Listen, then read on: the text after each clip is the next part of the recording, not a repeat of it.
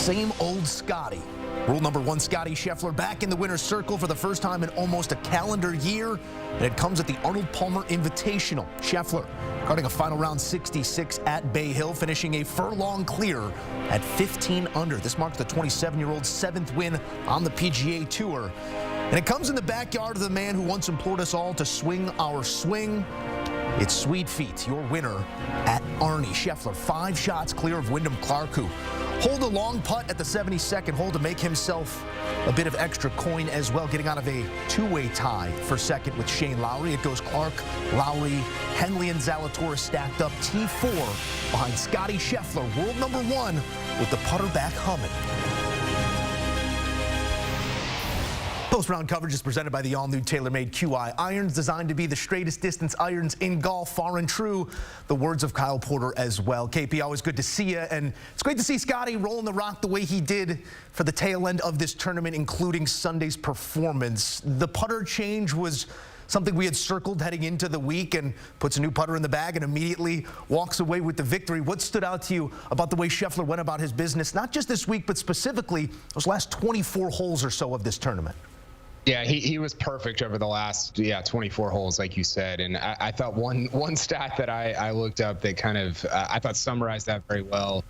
His buddy who he played with the first couple of days, Sam Burns. Burns was up by 1 on him on Saturday when they made the turn, and Scottie beat him by 16 over the day and a half. So that, I thought, just summarized kind of where Scottie was at. This is what we've been talking about, though, Joe, right? Like, we've been talking about Scottie in some very specific terms over the last year, and it's like, hey, this guy's the best ball striker in the world, and it's not even really that close. It's like Tiger. It's like Vijay Singh.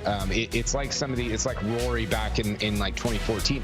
It reminds you of some of those guys back when they were like really at the top of their game, and we kind of said, hey, if Scottie putts it well, which he made everything he looked at on Saturday and Sunday, then these tournaments aren't going to be close. And that's exactly what you get at the Arnold Palmer. And now Scottie is, I think, the heavy favorite to repeat it and to do it again at the Players Championship next week. I mean, taking a look at the card, spotless, a 66, round of the day tied for round of the week here by Scheffler.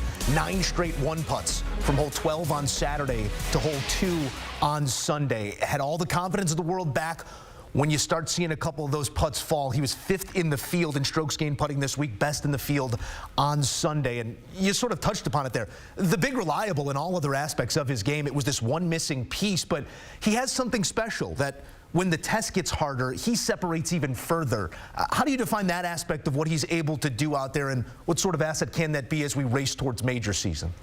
Well, I think you and I were talking about this before we came on. He's very boring, you know, and I think that's people look at that as a criticism. I look at it as an asset. I mean, that's like his best asset is he doesn't make dumb mistakes. He doesn't take stupid chances. He's very methodical from tee to green, and it obviously serves him very well. I think he also has a lot of humility, Joe. I think he takes his medicine. I think he looks at the mallet putter, even going to that this week, and says, listen, the other thing's not working. Let's try this. And now it's really problematic. I've got some stats here for you, Joe.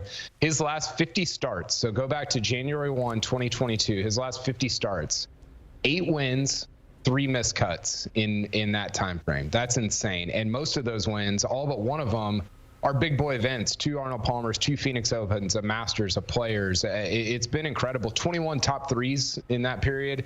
He's 520 under par since January 1, 2022. And he's made $41.8 million. So it's a run that I don't know that people have fully appreciated, but because of his methodical nature and because he is the best ball striker in the world and because he hasn't given up on the putter, it's a run that is going to go down as one of the best in recent. You want to talk about runs? It's like running the football. 5 yards a pop, can't go broke, making a profit. And in many times, you're going to find yourself a winner, as Scheffler does here on Sunday. He is, as he will be just about anywhere in the world he tees it up right now, the favorite heading into the Players, plus 650 to win there, according to our friends at FanDuel. But there was plenty of star power throughout this week, and I want to go broader on that in a moment. But first, I want to take you to Will Zalatoris, because I know things did fade a little bit on Sunday, but it looked like this might be the period to the sentence on his comeback story. It wasn't to be, but even competing the way he has, 11 months removed from back surgery, impressive, KP, overcoming injury and his own putter woes, really. How big of a presence do you see Zalatoris being as we get into these more high-leverage weeks to come? Yeah, extremely impressive. I wrote down a note here. I almost tweeted this out. I'm glad I didn't, but I almost tweeted on Saturday, hey, you could make Zalatoris the Masters favorite right now, given his recent play, his history at the majors, his history at Augusta National, and I wouldn't blink. I wouldn't really be that surprised. I think he is, at least in my mind, ahead of schedule in terms of this comeback. You know, he obviously had to sit out from the Masters through the end of 2023 last year because of the back injury, because of the surgery. And you kind of thought, okay, let's give him until the Masters this year. Let's let him play January, February, March, and into Augusta. And see where he's at. He is way ahead of whatever I thought he was going to be at. I mean, he's just been so impressive from tee to green. He really talked to Joe about simplifying his swing. It's a different swing. It's not what it was pre-back surgery, and I think that's probably maybe that's intuitive, maybe that's obvious. But he really talked about simplifying the swing. The putting stroke looks simplified as well, which is maybe taking some of the thrill out of following Will Zalatoris. But for him, it raised the floor and given him a ton of consistency. So it's really hard for me to think he's not one of the top 5 guys going into both the Players' Championship next week and the Masters here in about a month. Yeah, all these guys who put the peg in the ground on tour are world-class athletes and golfers. Not all of them are alphas in the way that Will Zalatoris comes out, when he's puffing his chest and feeling himself in these types of moments. We'll see what the rest of the season looks like for him. But, you know, nobody was all that close in the end, KP, on the leaderboard, but there were some name recognition, Zalatoris and others, on that first page of the leaderboard. That was much of the talk coming into the week as well. Does this, the way things transpired at the API at Bay Hill, quell some of the concern, or is it more of a Band-Aid to a larger issue you're seeing throughout the year?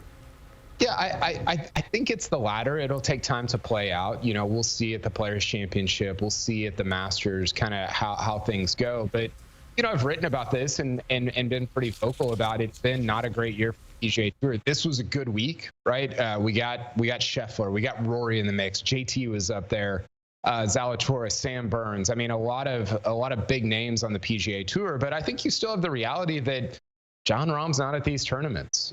Who was known for driving the 6th hole at Bay Hill a couple years ago? Bryson DeChambeau's not at these tournaments. One of the 10 best players in the world right now, Joaquin Niemann, is not at these tournaments. So there still is there's something missing there where you're like, okay, I don't think any of those guys are beating Scheffler. I don't think anybody's beating Scheffler this week. It's not an asterisk on his win as much as Taylor Gooch would like to say that it is. But it just something underlying, I think, lacks still a little bit. So we'll see how that plays out over the next few weeks and on into the first major of the year. We're dipping our toe into the pool, so let's dive in the deep end here. 50th playing of the Players' Championship is on the way next week, and the phrase best field in golf is one they love. I fear it's being stretched to its limit this year. I don't offer that as quip, KP. I really do want to learn something this week. What can we hope to learn? Maybe not on course, but from the podium, perhaps from the commissioner?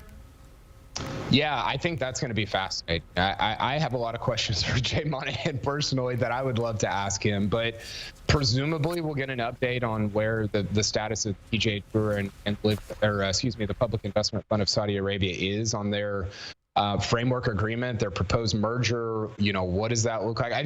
It's been interesting. A lot of players have been asked questions over the first 3 months of the year. Tiger Woods, Rory, obviously, Jordan Spieth, who's on a player director for the PGA Tour right now, but Jay Monahan hasn't faced that yet. So I think we have a ton to learn about just what the future of the PGA Tour looks like. I think there's still a lot of just unrest among players. I mean, Wyndham Clark said on Saturday he wants there to be 100 guys on the PGA Tour. People were mad about that. Players were mad about that. So I think Jay Monahan has a lot of questions to answer. I don't know if we're going to get any details. He doesn't seem to be big on vision casting and details when he gets to the podium, but I think the questions will at least be presented. We will continue to come to Kyle Porter through it all. KP, we appreciate your insight. As always, fun weeks to come here on the PGA Tour. And be sure to get your hands on the QI irons from TaylorMade, designed to be the straightest distance irons in golf. Scan that QR code to learn more.